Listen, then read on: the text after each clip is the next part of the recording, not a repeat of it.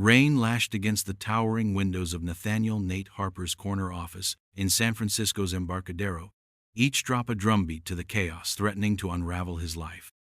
At 45, Nate had built Pinnacle Biotech from a scrappy garage startup into a pharmaceutical empire that left Wall Street speechless. His immunotherapy for cancer wasn't just a medical marvel, it was a billion-dollar juggernaut, earning him the nickname The Wolf for his ruthless, grinning dominance in boardroom battles. But tonight, as lightning split the sky, Nate's world teetered on a knife's edge. His 19-year-old daughter, Ava, lay wasting away in a hospital bed, her mysterious illness defying the best doctors money could buy. His marriage to Lauren, once a partnership of fiery ambition, had crumbled into a tangle of secretive texts and unexplained absences.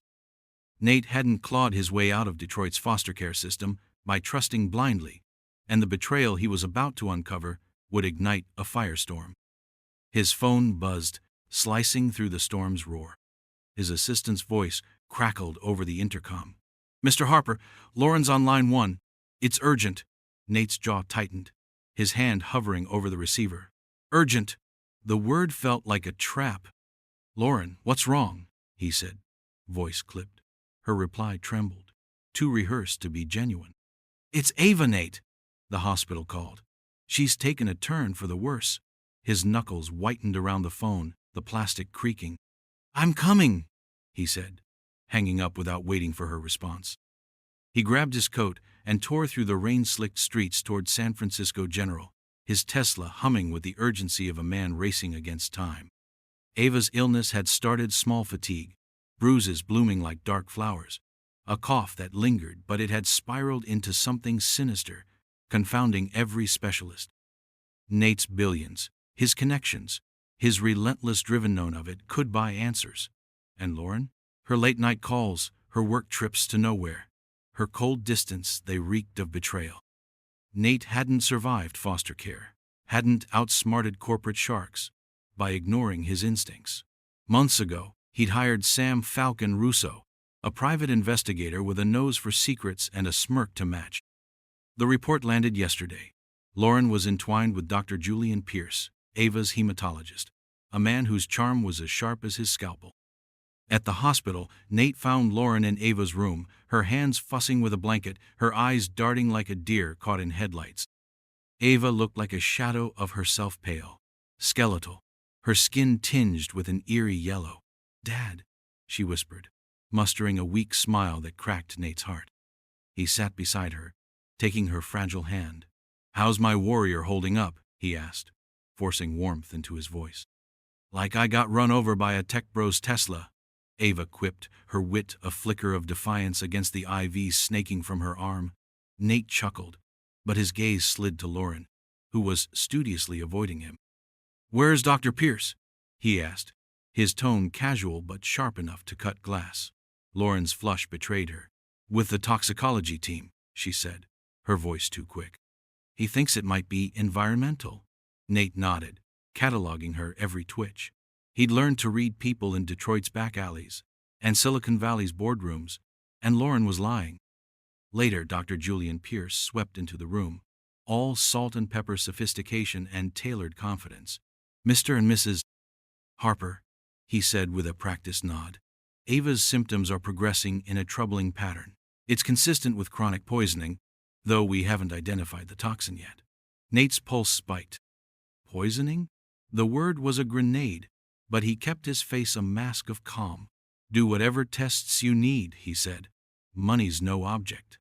Pierce nodded, his eyes lingering on Lauren a fraction too long. That night, alone in his Pacific Heights penthouse, Nate poured a whiskey and unlocked his safe. Inside was a recording device, one of many he'd hidden to catch Lauren's affair. He hadn't expected to find a conspiracy to murder his daughter. 3 nights ago, Lauren's voice hissed through the static. "It's taking too long, Julian. Her system's stronger than we thought." Pierce's reply was smooth as venom. "Patience, darling.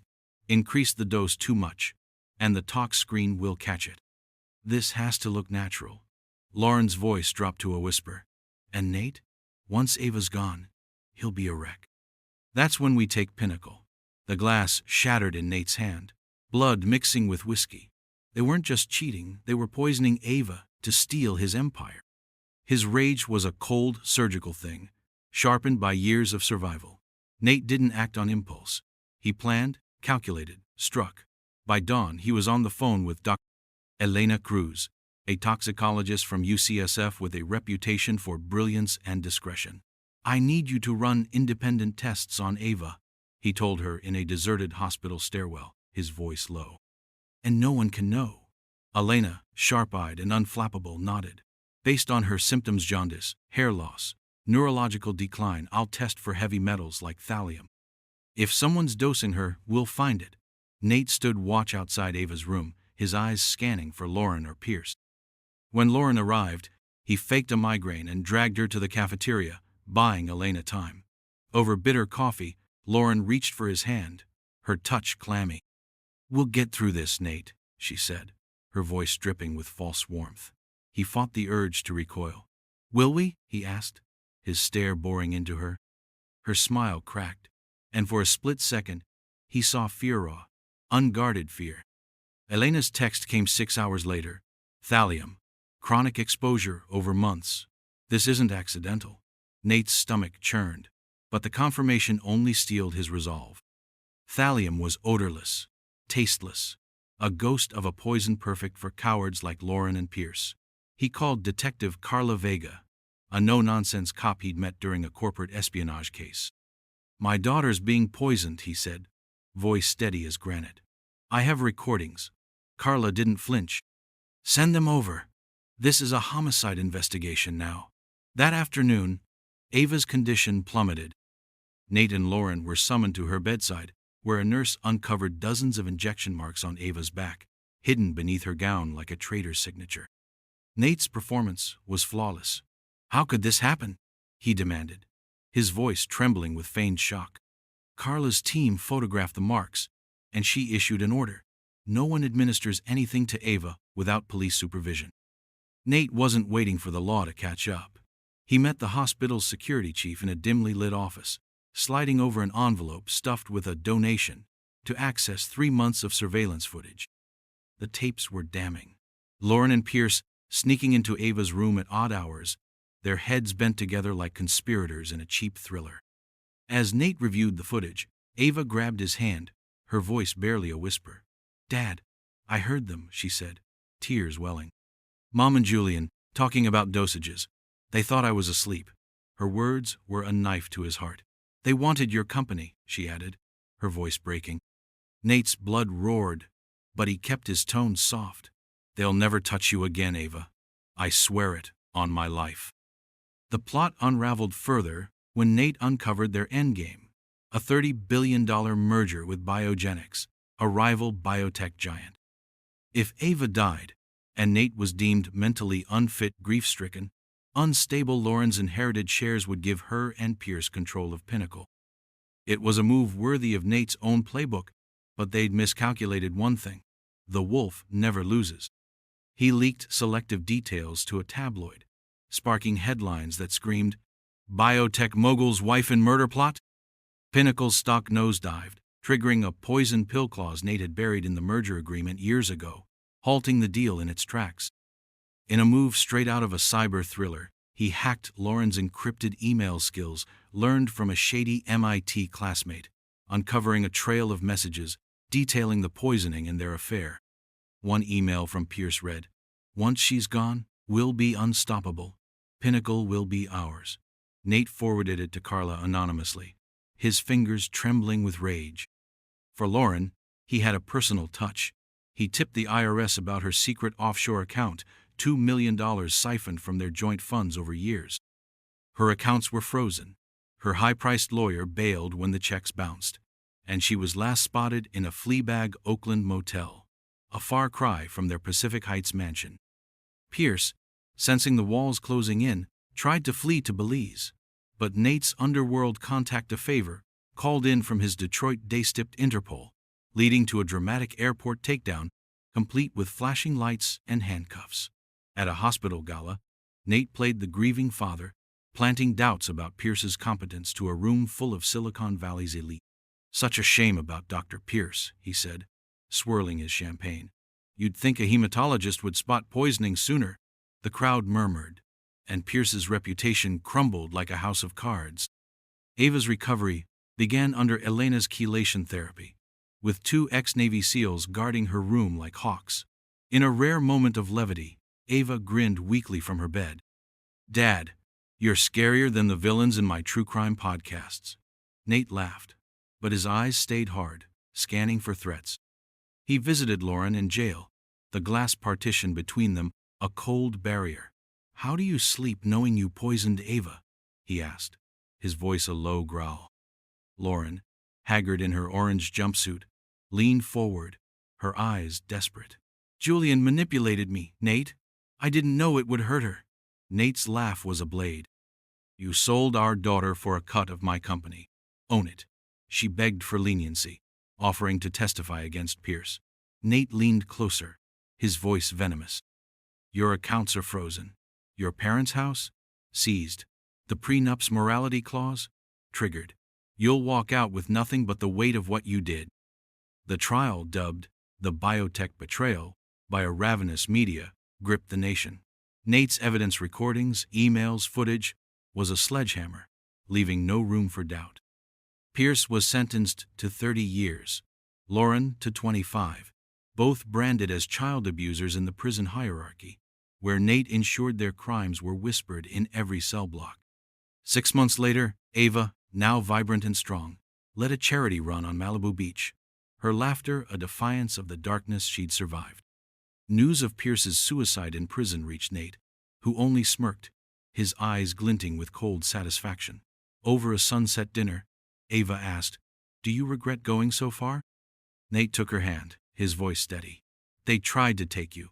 I'd burn the world to protect my family. Betrayal cuts deep, but your response shapes your legacy. This story isn't just about vengeance, it's about rising from the ashes, fighting for what matters, and turning pain into power. If Nate's journey moves you, hit that subscribe button to join our community of dreamers and fighters. In the comments, tell me, what would you do if someone betrayed your trust? How would you reclaim your power? Let's spark a conversation below. Nate's story became a TED Talk sensation, a rallying cry for resilience. Life will test you, but your choices define you. From Detroit's streets to Silicon Valley's heights, he proved that justice, not forgiveness, heals the deepest wounds. And for those who cross the wolf, the price is eternal. But the story didn't end there. Nate's journey was more than a personal vendetta. It was a blueprint for survival in a world that preys on trust. He'd grown up in foster homes, where promises were broken as easily as bones, where loyalty was a currency rarer than gold. Detroit had taught him to read people, to spot the flicker of deceit in a smile, the hesitation in a handshake. Those lessons carried him through Stanford, where he outsmarted privileged classmates with his street-honed wit, and into the biotech world, where he turned Pinnacle into a beacon of innovation. His immunotherapy wasn't just a product. It was a promise to save lives, a vow born from watching his foster mother die of cancer when he was 12.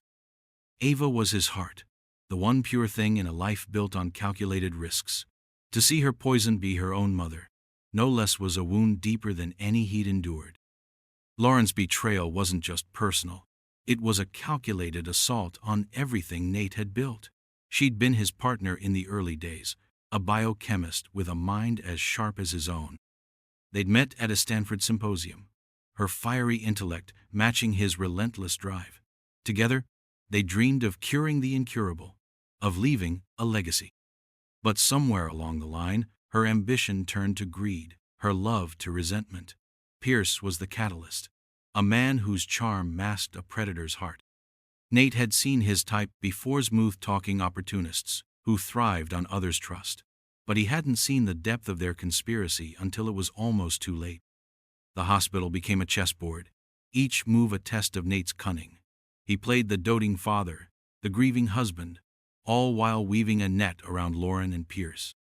The janitor's offhand remark about shady doctors, while mopping Ava's room, brought a grim smile to Nate's lips. Reminder that even the smallest players could tip the scales. He used every tool in his arsenal: his wealth, his connections, his street smarts. The surveillance footage was a goldmine, showing Lauren slipping into Ava's room at 2 in the morning, Pierce lingering by her IV line. Nate's hack into Lauren's email revealed not just their affair but a chilling timeline. They'd started dosing Ava 6 months ago, right after the Biogenics merger talks began. The thallium was sourced from a black market supplier, its purchases hidden in Pierce's offshore accounts. Nate's tip to Carla uncovered the paper trail, linking Pierce to a shady lab in Eastern Europe. Ava's recovery was a miracle, but it wasn't enough for Nate. He wanted Lauren and Pierce to feel the weight of their betrayal, to understand the cost of crossing him. The tabloid leak was just the start. He orchestrated civil lawsuits from families of Pierce's former patients, whose death sentence ruled natural now looked suspicious. A nurse who'd worked under Pierce came forward with stories of tampered records, her testimony a dagger to his credibility. Nate's donation to a legal fund ensured the families had top-tier lawyers, each lawsuit a brick in the wall closing around Pierce and Lauren. The IRS investigation into Lauren's offshore account was the final nail, exposing years of tax evasion that left her penniless and disgraced. The trial was a spectacle, a morality play for a nation hooked on true crime. Lauren's tearful defense claiming Pierce coerced her fell apart under the weight of Nate's evidence. Pierce's arrogance crumbled as former colleagues testified to his reckless ambition. The jury took 3 hours to convict them both, 30 years for Pierce, 25 for Lauren. In prison, their crimes made them pariahs, their days haunted by whispers and threats. Nate didn't stop there. Through untraceable channels, he ensured their fellow inmates knew every detail of their plot. Child abusers were the lowest caste in prison. Lauren and Pierce would find no peace. 6 months later, Ava stood on Malibu Beach, her charity run drawing hundreds. Her laughter, her strength, was a testament to survival, a middle finger to those who'd tried to break her. Nate watched, his heart swelling with pride. When news of Pierce's suicide broke, he didn't blink. A contact in the prison system hinted at a shiv, a debt settled in blood. But Nate asked no questions. Over dinner, as the Pacific glowed orange, Ava asked, "Do you ever regret it, Dad? The lawsuits? The leaks? All of it?" Nate's eyes hardened, but his voice was soft. "They tried to take you, Ava. I'd do it all again. Life's not about forgiving betrayal, it's about making sure it never happens again." Nate's story spread beyond the courtroom, becoming a viral phenomenon. His TED Talk, "The Power of Your Choices," drew millions, a raw, unfiltered lesson in resilience. He spoke of Detroit, of foster care, of building Pinnacle from nothing. "Betrayal doesn't define you," he said, his voice cracking with conviction. "Your response does. Choose to fight. Choose to rise." The audience roared, and the video trended for weeks. For those who cross the wolf, there's no mercy, just justice, served cold and calculated, with interest compounded daily.